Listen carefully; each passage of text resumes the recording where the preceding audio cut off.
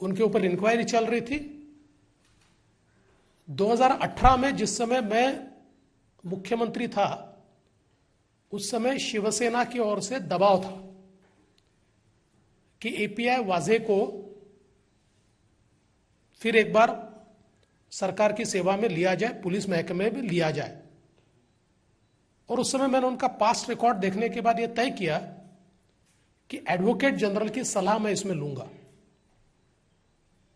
और मैंने advocate general जी की सलाह ली। हालांकि वो कोई रिटर्न सलाह नहीं थी, लेकिन मैंने उनको फाइल दिखाई और उन्होंने मुझे साफ ये कहा कि इस मामले में हाई कोर्ट ने उनको सस्पेंड किया है, बहुत गहरी इंक्वायरी चल रही है, ऐसे समय उनको लेना ठीक नहीं होगा। और मैंने उस समय उनको नहीं लेने का फैसला किया। आप ये भी जानते हैं कि बीच में 2008 में सचिन वाजे इन्होंने शिवसेना में प्रवेश किया। कुछ समय तक शिवसेना के प्रवक्ता के रूप में भी उन्होंने काम किया और शिवसेना के साथ बड़े गहरे रिश्ते ये सचिन वाजे के रहे। इतना ही नहीं तो जो शिवसेना के एक्टिव लोग हैं, इनके साथ बिजनेस रिलेशन भी उनके रहे, कुछ कंपनीज भी उन्होंने तैयार की। और 2020 में 19 के अंत में जब शिवसेना की सरकार, उद्धव ठाकरे जी की सरकार आई, तो फिर एक बार सचिन वाजे को वापस लाने का प्रयास शुरू हुआ। और जैसे ही मार्च में कोरोना आया, तो उसके बाद कोरोना का बहाना बनाकर एक कमेटी तैयार हुई, रिव्यू कमेटी। और रिव्यू कमेटी ने बड़ा सिंपल सा उसमें लिख दिया कि चूंकि कोरोना में हमको अधिकारियों की आवश्यकता है, हमारे कई अधिकारी बीमार पड़ रहे हैं, इसलिए हम सचिन वाजे को वापस लेते हैं। इसमें इंटरेस्टिंग बात यह है कि पूरे कोरोना के काल में कोरोना के कारण अधिकारियों की आवश्यकता है, इसलिए केवल एक ही अधिकारी को या उनके साथ वाले जो 2-3 लोग थे उनको छोड़कर किसी अधिकारी को सरकार ने वापस नहीं लिया। कई ऐसे अधिकारी थे जो छोटे छोटे कारण से सस्पेंडेड थे, उनको नहीं लिया। लेकिन जो हाई कोर्ट के आदेश से सस्पेंडेड थे, और यह पता होते हुए भी कि 2017 में इन्हीं सचिन वाजे के ऊपर एक्सटॉर्शन का केस लगा और एक एक्सटॉर्शन रैकेट का वसई विरार के इलाके में पर्दाफाश हुआ, उस रैकेट में इनका नाम आया, इन्होंने एंटीसिपेटरी बेल उसमें ली और उसमें बिल्कुल रिकॉर्ड पर यह आया है कि इस रैकेट में यह और इनके एक और साथी ये बड़े एक्टिवली पार्टिसिपेट करते थे। तो जब इतना खराब रिकॉर्ड इनका था, ऐसे समय इनको लिया और लेने के बाद क्या किया, तो मुंबई क्राइम ब्रांच की सबसे महत्वपूर्ण यूनिट है क्राइम इंटेलिजेंस यूनिट, और ये क्राइम इंटेलिजेंस यूनिट को हेड करता है 2 पीआई दर्जे के ऑफिसर्स। और सचिन वाजे जो एपीआई है, जैसे ही सचिन वाजे को लिया, एक रात में ये दोनों लोगों को ट्रांसफर कर दिया और पीआई की जगह एपीआई को क्राइम इंटेलिजेंस यूनिट सीआईयू का प्रमुख बनाया गया। मतलब जिनका पास्ट ऐसा था, ऐसे व्यक्ति को सीआईयू का प्रमुख यह सरकार ने बनाया। और उसके बाद आप देखिए, मुंबई में जितनी हाई प्रोफाइल केसेस हुई, जुरिस्डिक्शन किसका भी रहे, कोई भी जुरिस्डिक्शन रहा, तब भी वो केस सीआईयू के पास आती थी। किसी भी रीजन का जुरिस्डिक्शन रहे, तब भी केस सीआईयू के पास आती थी। अभी ये भी केस ये सीआईयू के पास आने का कोई कारण नहीं थी, वो रीजन के पास जानी चाहिए थी। लेकिन सारी केसेस, और विशेष रूप से फिर वो बादशाह रैपर वाली केस हो, चाहे ऋतिक रोशन वाली केस हो, ऐसे सारी केसेस ये सीआईयू यूनिट को ही दी जाती थी। और इनका कद ये सीपी के बाद अगर किसी का कद मुंबई पुलिस में था तो सचिन वाजे का था, क्योंकि सीएम के ब्रीफिंग के समय भी वो नजर आते थे, गृह मंत्री के समय भी वो नजर आते थे, और शिवसेना के कुछ मंत्री हैं उनके साथ भी वो नजर आते थे। तो एक बड़ा कद उनको वहां दिया गया, और हमको तो यह बिल्कुल स्पष्ट रूप से रखता है कि एक प्रकार से वहां सीआईयू के प्रमुख के रूप में नहीं, वसूली अधिकारी के रूप में उनको बैठाया गया, और बड़े पैमाने पर मुंबई में डांस बार चलाने को खुली छूट, और सबके इंचार्ज ये। और ऐसे में ये जो सारी घटना घटी, ये भी घटना इतनी भयानक है। मनसुख हिरन इनको ये पहले से जानते थे, और ये जो गाड़ी है स्कॉर्पियो, ये स्कॉर्पियो मनसुख हिरेन से इन्होंने खरीदी थी, लेकिन पेमेंट नहीं किया था, और 4 महीने तक इनके पास ये गाड़ी थी, नवंबर से लेकर तो फरवरी तक। और फिर मनसुख ने इनको कहा कि भाई आप या तो इसका पेमेंट कंप्लीट कर दीजिए या फिर गाड़ी वापस दीजिए। तो उन्होंने कहा मैं और कुछ दिन रखूंगा। उसके बाद वो गाड़ी उनके पास लाकर दी, और फिर उनसे वापस वो गाड़ी मंगाई गई। जिस दिन ये गाड़ी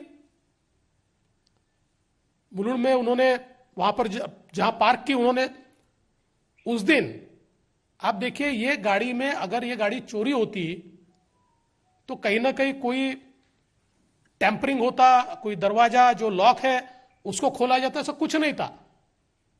क्योंकि जानकारी के अनुसार मनसुख को यह कहा गया था कि भाई वहां पार्क करो और चाबी लाकर हमको दो, और सीधे वो चाबी ये सचिन वाजे ने ली। उनको कहा कल जाकर आप एक कंप्लेंट रजिस्टर कीजिए कि मेरी गाड़ी चोरी हुई है। और वो जब कुर्ला पुलिस स्टेशन गए तो उनकी कंप्लेंट ली नहीं जा रही थी, क्योंकि कई बार पुलिस ये कहती है कि भाई 2-3 दिन रुकिए, उसके बाद हम रजिस्टर करते हैं, एक बार हम देख लेते हैं। तो वहां पर जो आयो थे या जो वहां पर ड्यूटी ऑफिसर थे, तो सचिन वाजे का फोन आया और उन्होंने कहा कि तुरंत अभी के अभी ये क्राइम रजिस्टर करिए, और रजिस्टर होने के बाद मुझे इत्तला दीजिए। और ये इत्तला उनको देनी पड़ी। तो ये सोची समझी साजिश के तहत मनसुख हिरन को उसके बाद किसी और ने इंट्रोगेट नहीं किया। 3 दिन मनसुख हिरन को वाजे ही इंट्रोगेट कर रहे थे, और उनके इंट्रोगेशन के बाद मनसुख को वाजे ने ही यह बताया कि भाई तुमको और एजेंसीज इंट्रोगेट कर सकती है, इसलिए एक कंप्लेंट कर दो। और अपने पहचान के लॉयर के पास वो खुद मनसुख को लेकर गए और मनसुख से कंप्लेंट करवाई कि मुझे अलग अलग लोग बुलाते हैं, मेरी बड़े पैमाने पर मुझे पुलिस से तकलीफ है, और अपना भी नाम उसमें डलवा दिया। और वो सीएम को भेजा, वो गृह मंत्री को भेजा। तो इसका मतलब एक प्रकार से सारी एलिबाय ये तैयार हो रही थी। और जिस दिन मनसुख को रात में एक फोन आया कि गावड़े ने आपको बुलाया है, और उनको जिस इलाके में बुलाया वो वही इलाका है जिस इलाके में सचिन वाजे के ऊपर एक्सटॉर्शन का केस लगा है। उसी इलाके में उनको बुलाया गया, और उसके बाद दूसरे दिन उनकी लाश मिली।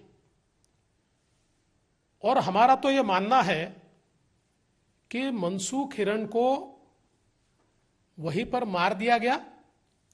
मारने के बाद उनकी लाश खाड़ी में फेंकी गई। और इसमें सबसे महत्वपूर्ण बात यह है, हाई टाइड में उसको फेंकने की कोशिश हुई। अगर यह लाश हाई टाइड में फेंकी जाती तो ये वापस ही नहीं आती। तो यह होता कि मनसूख हिरेन ये पुलिस के दबाव में, या पुलिस जो बार बार पूछताछ कर रही है उससे नाराज होकर कहीं भाग गए। महीने 2 महीने बाद ये बात ठंडी हो जाती। आधे घंटे का डिफरेंस आया उनके कैलकुलेशन में, और हाई टाइड की जगह लो टाइड आया आधे घंटे के कारण। और मनसूख हिरेन इनकी जो लाश है वो वहीं पर रही, वो बहकर नहीं गई। अभी कुछ थियरीज लाने की कोशिश की जा रही है, लेकिन कुल मिलाकर अगर हम पोस्टमार्टम की रिपोर्ट को देखें तो इसमें ध्यान में आता है कि ये इतने रुमाल उनके मुंह में कैसे आए। एंटीमॉर्टेम इंजुरीज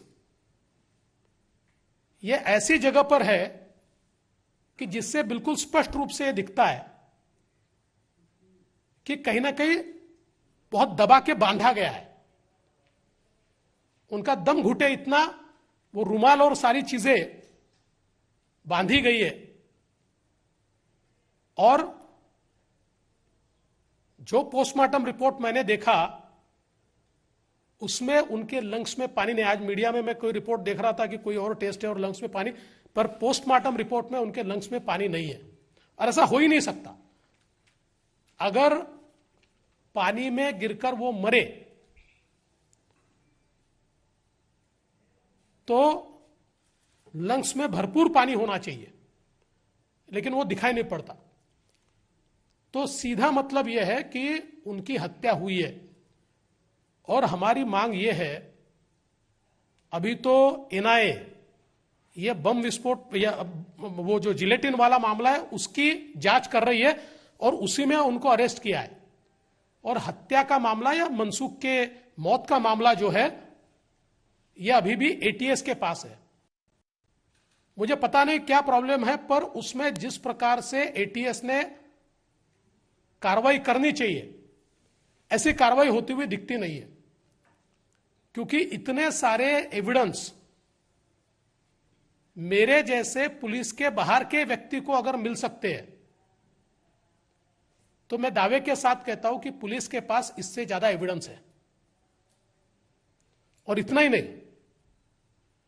तो एटीएस और एनआईए ये दोनों के पास कुछ ऐसे टेप्स हैं जिसमें मनसूख की आवाज है और जिसमें वाजा ने उनको क्या क्या कहा है इसकी पुष्टि भी होती है।